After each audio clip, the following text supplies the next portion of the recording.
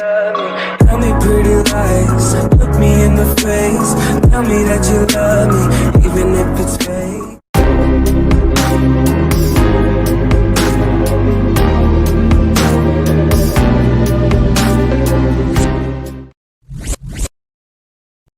Om Shri Matre Namaha. Today I am going to discuss the topic light on the path. Prayer. Prithivya pascha tejascha kam vayuscha parayanam somo bruhaspati shukro budongarakayevacha.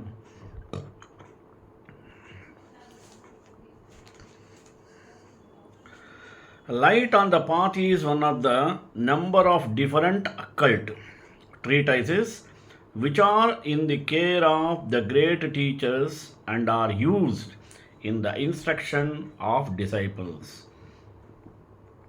It is a part of the book of Golden Precepts, which contains many treatises which were written in different ages of the world but have one characteristic in common, that they contain occult truth and have therefore to be studied in a different way from ordinary books.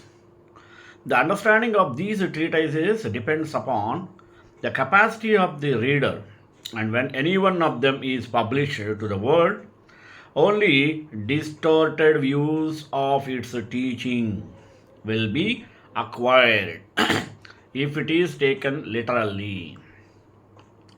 Definitely intended for the quickening of the evolution of those who are on the path, this book puts forward ideals which people of the world are rarely prepared to accept. Only as far as a man is able and willing to live the teaching will be able to understand it. If he does not practice it, it will remain a sealed book to him. Any effort to live it will throw light upon it. But if the reader makes no effort, he will not only gain very little, but he will turn against the book and say that it is useless. This treatise falls naturally into certain divisions. It was given to the Western world by the Master Hilarion, one of the great teachers belonging to the White Lodge, a master who played a great part in the Gnostic and Neoplatonic movements, one of the great persons who made attempts to keep Christianity alive. His incarnations have run very much in Greece and Rome, and he takes special interest in guiding the evolution of the Western world. He obtained the book as we have it, without the notes from the Venetian master, one of the greater teachers whom HPB spoke as Chohans. 15 of short rules that you find in the first part of the book and 15 in the second part are exceedingly old and were written in the most ancient Sanskrit language. To these short sentences, which are used as a basis for the instruction of the disciple, the Chohan added other sentences which now form part of the book and are always to be read along with them to supply complementary ideas without which the reader might be led astray. All the rules in both parts of the book, except the 30 short aphorisms, were written by the Chohan, who gave it to the master Hilarion. The following table shows the 15 short rules in part 1 as they existed in the exceedingly ancient manuscript. The number at the beginning of each is the original one, but the number at the end is that which appears in the modern book. Let us have what are the 15. 1. Kill out the ambition. 2. Kill out desire of life. 3. Kill out desire of comfort. 4. Kill out all sense of separateness. 5. Kill out desire of sensation. 6. Kill out the hunger for growth. 7. Desire only that which is within you. 8. Desire only that which is beyond you. 9. Desire only that which is unattainable. 10. Desire power ardently. 11. Desire peace fervently. 12. Desire possessions above all. 13. Seek out the way. 14. Seek the way by retreating within. Last, 15th.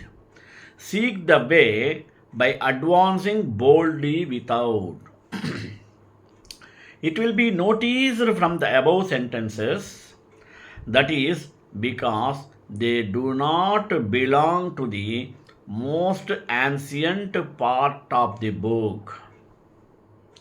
Those rules and the preliminary and concluding comments are the portion added by the greater one who gave it to the master. In addition, there are notes which are written by the master Hilarion himself.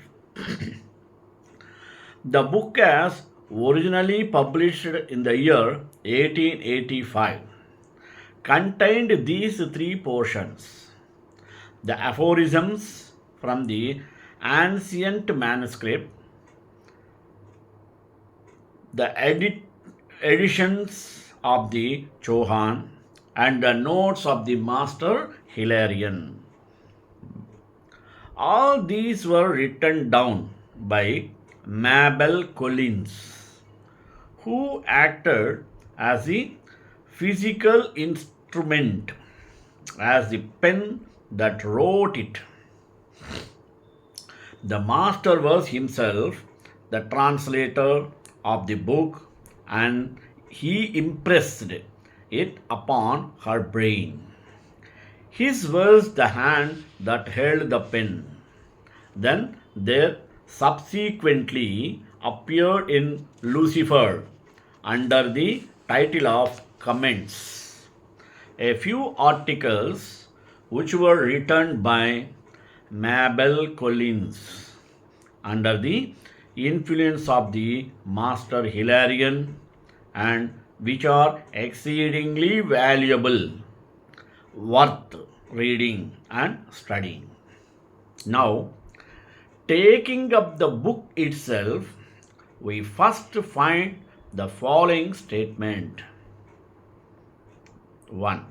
These rules are written for all disciples. Attend you to them. 2. A distinction is made here between the world and the disciples. This is not a book intended for the world in general. The word disciple is to be considered in two senses: the uninitiated and initiated. In reading the book carefully, we can trace the two distinct lines of teaching clothed in the same words. Each sentence contains a double meaning, one intended for the more and the other for less advanced. We will try to trace them out when we come to the preliminary statements. The second part of the treatise appears to be intended entirely for the initiated disciple, but this duality runs through the first part. Next, many persons not yet approaching discipleship entirely misunderstand these rules and often criticize them as holding up an ideal which is hard and wanting in sympathy. This is constantly the case when an ideal is presented which is too high for the reader. No person is helped by an idea, however noble in itself, which to him is not attractive. It is a practical lesson for dealing with human beings that we should put before them only such ideals as may attract them.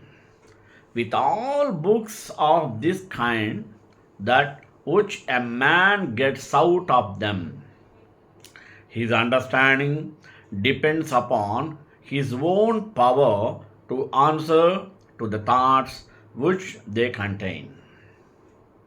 Even material things exist for us only if we have developed the organs which can respond to them.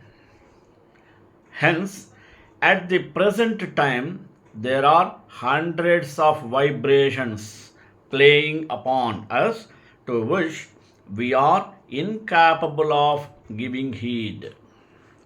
Sir William Crookes once illustrated this very well when he was trying to show how circumscribed was our knowledge of electricity and how great therefore was the possibility of progress in electrical science.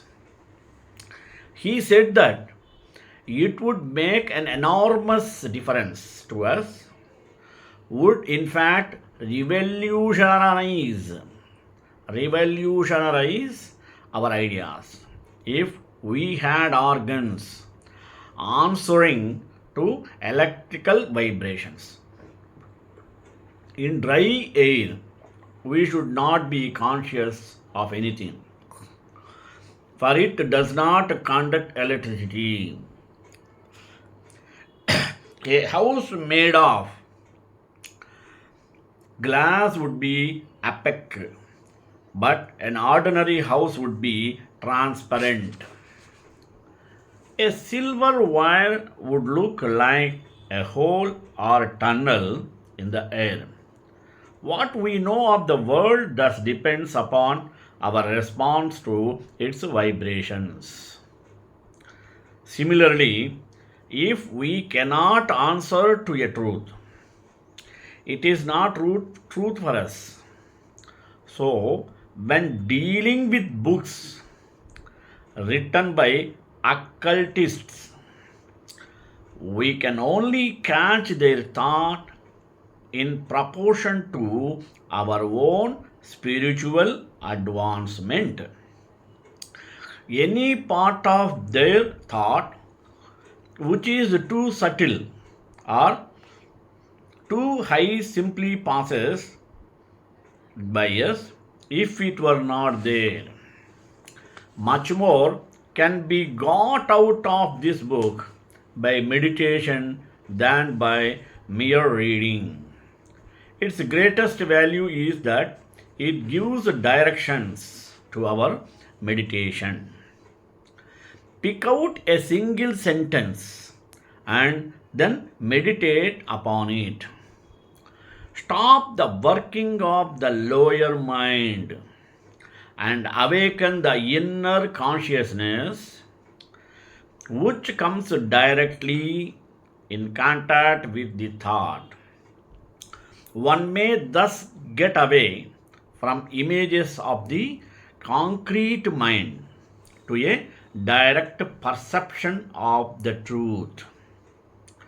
Meditation thus enables one to obtain in the brain a large amount of the direct knowledge of the truth which the ego has acquired in his own words. Still, a man who meditates but does not read or listen to a teacher as well, although he is sure to progress on the spiritual plane, will do so only slowly. If he had had the additional advantage of reading or listening, he would advance far more rapidly. But for a man who only listens or reads and does not meditate, hardly any advancement is possible, and progress is exceedingly slow. Both should be combined. Much meditation and a little hearing or reading will carry a man far indeed. The Venetian master translated these aphorisms from Sanskrit into Greek for the use of his Alexandrian pupils, of whom the master Hilarion was one. In his incarnation as Lamblichus, not only did he translate the aphorisms, but he added to them certain explanations which we shall do well to take along with the original. For example, if we look at the first three aphorisms, we shall see that the paragraphs marked 4, which follows them, is clearly intended as a commentary on them. So, we should read it thus: kill out ambition, but work as those work who are ambitious. Kill out desire of life, but respect life as those do who desire it. Kill out desire of comfort, but be happy as those are who live for the happiness. One may say that they indicate what the man must do with himself, what in his duty to himself, the way of preparation for work. We are to kill out all sense separateness, desire for sensation, and the hunger for growth. They indicate man's duty to those around him socially. He must realize that he is one with others. He must be willing to give up selfish and separate pleasures. He must kill out the desire for personal growth and work for the growth of the whole. We are told what to desire: that which is within us, that which is beyond us, and that which is unattainable. These are clearly a man's duty to his higher self. Then follow aphorisms on the desire for power, peace, and possession. Those are all desires which fit us for the work of the path. The next group of rules tell the aspirant how to seek the way. The rules now numbered 4, 18, 12, etc. are explanations and amplifications by the Venetian master. They, with the original aphorisms, formed the book as it was first published in 1885. First, the master Hilarion translated it from Greek into English and gave it in the form. Almost immediately after it was printed, he added to it a number of most valuable notes of his own. For that first edition, those notes were printed on separate pages, the backs of which were gummed so that they might be attached at the end of the little book, which were gummed so that they might be attached at the beginning, and the end of the little book, which were gummed so that they might be attached at the beginning and at the end of little book, which bad just passed through the press. In further editions, those notes have been inserted in their appropriate places.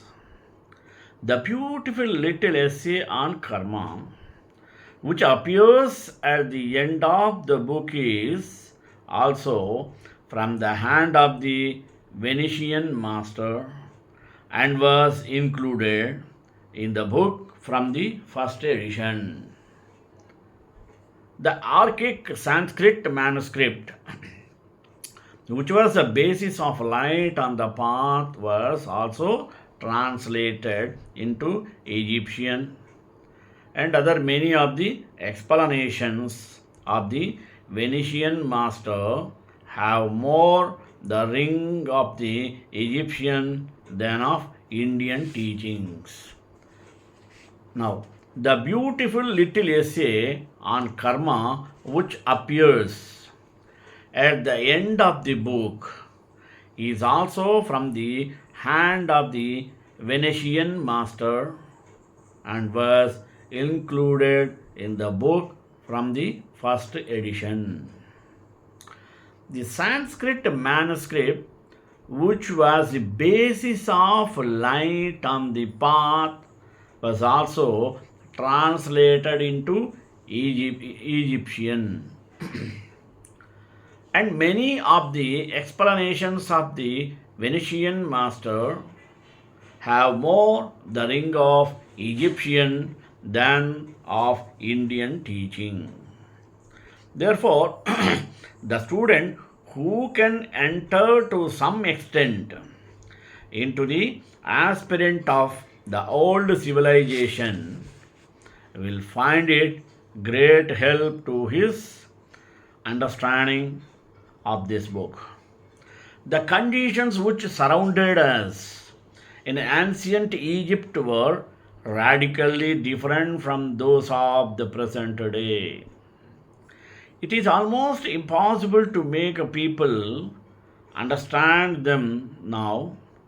Yet, if we could get back into the mental attitude of those ancient times, we should realize a very great deal which now I am afraid we miss.